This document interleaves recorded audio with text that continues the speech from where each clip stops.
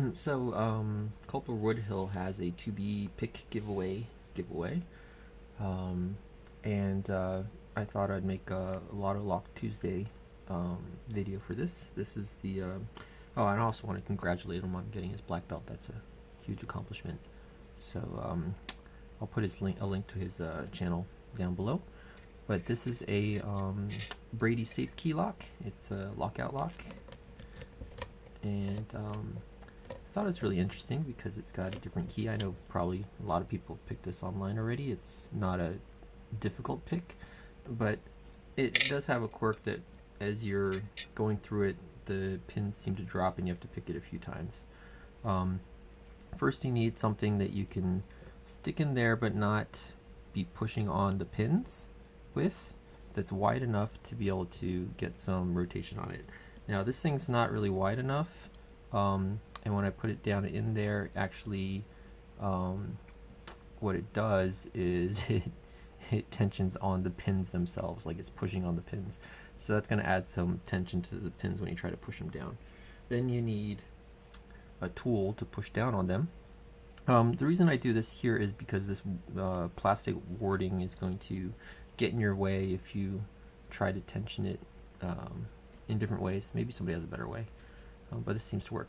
And then there's 6 pins in here that you're gonna feel down on to see which ones you're gonna push down on them and find the binder. Okay, I pushed the pin that I was tensioning off of, and that lost my tension. So might be a bit tricky. Never know which tool to use to get the tension. Alright, so that left one went down a little and it got to a stuck point. This middle one, oh, okay, I keep dropping out, so I'm gonna have to rethink this a little.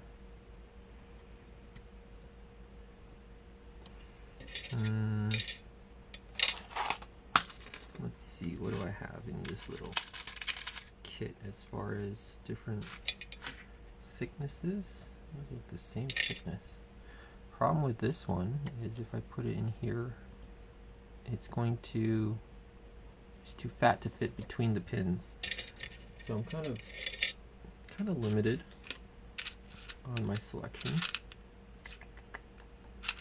Maybe this is the hardest part, getting the tension on. Alright, so why do I keep popping off like this? Maybe I'm not far enough in there.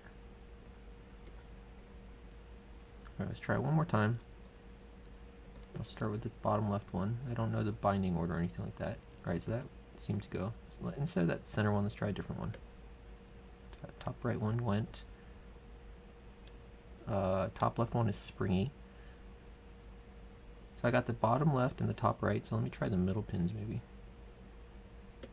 Okay, that went down, and the middle right pin went down. I'm going to try the middle left, and this is the one I keep losing my tension on if I do this. Okay, that went down, and the core rotated some.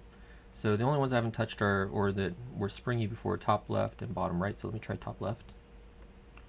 A little bit more core rotation when I pushed on that one. Let me try bottom right. It's the only one I haven't touched yet. Okay, a little bit more rotation. So right now the core is rotated. I'm just going to go back to the bottom left. A little bit more rotation. Seems like everything I touch is a little bit more rotation. Okay, and the top right, and I got a lot of rotation. So I'm about, oh, has my hand been in the way the whole time? Probably. Sorry about that. I didn't even realize. Let me turn this a little. I'm looking through a magnifying glass so I can see the pins I'm touching. But alright, so now I rotated a bunch. I'm gonna, maybe some pins popped up when that happened. Bottom left, I mean, am I touching it? Yeah. Bottom left is solid. Middle left, solid. Top left, can I reach it? Solid. Right center, solid. Top right, solid. And the bottom right, where are you? Oh, okay, they all feel solid. So what's stopping me from opening at this point? Try the bottom left again. Okay, bottom left, and it's open. Now, the thing that sucks is picking it back. Because you have to, you can't just undo it. Like if I try to just undo it, it's locked in right now. So I could pick it back, but the problem with this is some reason you can pick it all the way back to about here, okay? And when you get here, I think that the way the plastic's inside, it's such that you're no longer getting tension on the sidebars at this point, and it's super hard to pick it all, that last little bit. So what we can do is, unlike some other of these plastic lockout locks, you can actually somewhat take this apart. Or you can probably take it all the way apart, but I have never taken it apart more than a little. But what we can do is, there's a Allen screw in here, right there, and that allows the insides to be taken out like that. And there are these two little, there's a lot of grease in here, so everything kind of sticks, but there's these little plastic beads, and they're like the ball bearings that hold the shackle. They're plastic or they're glass. It sounds like plastic.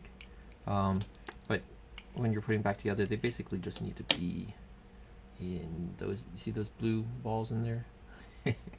They have to be in about that position, so that they can push on either side of the shackle. And what's happening here is that those balls can drop into these two detents on the sides and free the shackle. So what I do is, now I can take this out, but you gotta be careful. There are two sidebars here. So when I pulled it out, all my pins just dropped back down because they were held in place by the sidebars being pushed in. Which is strange. I should have been able to rotate the core back from this point because they were held in. I don't know why. Maybe I didn't put enough pressure. And then what I'll do is I will rotate I'll rotate this disc back to the starting point. Something that's big enough to do that. Rotate that back to the starting point, kind of like, oh yeah, like that. And then I can put my key in. I know it's kind of elaborate, but if some of you get stuck after you pick this open, it's a pain. Without taking it apart, it's just a pain trying to get it back to unlocked. All right, so I've got that key in there like that, and then I can take. Well, let's look at this a little bit first. So this has these two little sidebars here, and basically when the pins are lifted up, so let's put that sidebar down. I haven't actually looked at this, so when you pick these pins up, okay, so when you get to that point right there, there's a gate that the pin can drop into, or the sidebar can drop into. That one only is that far, and that one's that far. It doesn't look like there's any sort of false gates that I can tell on any of those. Nope. So when you push those as far, I'm guessing if I take this top cap off, there are springs. Actually, I can see a spring through this little gap here. So there's springs in there that are pushing down on these 6 pins, and those. Oh, there's a QR code here. And then this sidebar here is just a solid metal bar that can then drop into those holes. So if I put pressure with my fingers, I can push up on one, or the middle, no, the right side, that was that felt like it bound, right center, overset, or maybe not, I don't know, left side. Alright, now my sidebar has dropped in. That one's picked. If I let go, all the pins drop back down again. Anyways, back to reassembly. Now, this one is, you'll put it back in here, or do you put it like this? Or does it matter? I'm not sure. So I'm just putting it back in the unlocked position, right?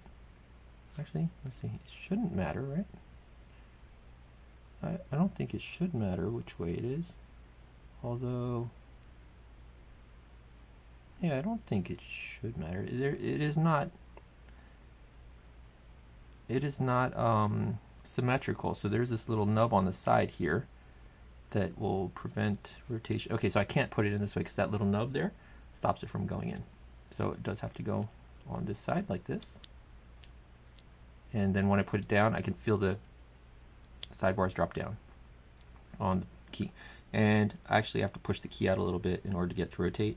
And what I'm going to do is I'm going to rotate it to the lock position like that. Now I can put the, I mean, I guess you could put it together in the, no, you put it together in the unlocked position because you got to get those balls to go into these two open parts here. So we'll go ahead and we'll, the screw needs to go into this nut here. So make sure that's on the non-shackle side. So we'll just drop that in there like that, but do I not have the shackle in the right position? Let's see. Oh, see? You got the ball has slid over, so I need to get the ball next to the shackle there. Try this again. Put this in here. And then get the shackle to the right position, and that allowed this thing to go in. There's some sort of spring that pushes it back out. What is that? Oh, there's a spring on the top here. This little tiny spring here pushes it back out. Again, that ball moved over. I should probably take some of this grease that's up in here. There's a bunch of grease, and I'll just paint it on that ball, and hopefully that'll keep it from rolling around. And I'll put this back in it. Oh yeah, the shackle. All right, there we go.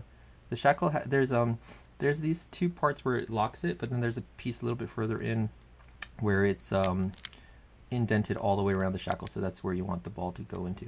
And now that it's in, like this, I can go ahead and don't forget this part before you lock it up, is to drop that screw back in there and tighten it up. There we go. And you can close it. And your lock should be back to normal if it'll give me back my key. Ooh, wow, that was a bit rough. Okay, it's better now. Yeah, back to working.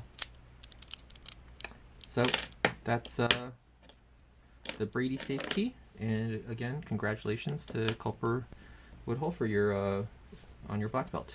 Thanks.